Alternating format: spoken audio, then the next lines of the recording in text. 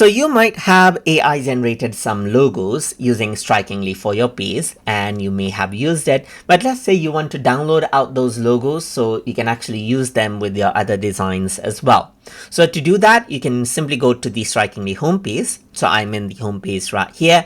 So now I'm going to go to add-ons, then I'm going to go around over here onto logos. So once I go around over here, you can see that I got the logos right here. You can see that download logo package is an option. Simply go ahead and click right here.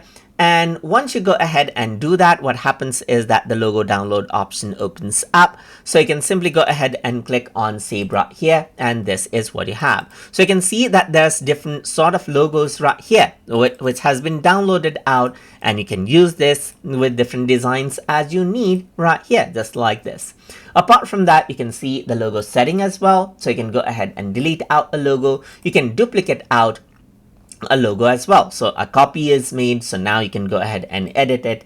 And you can even go ahead and create a new website using this logo as well if you want to. And then you get to the new website right here, just like this. So these are the ways by which you can download logo packets and access different settings using the logo inside of Strikingly.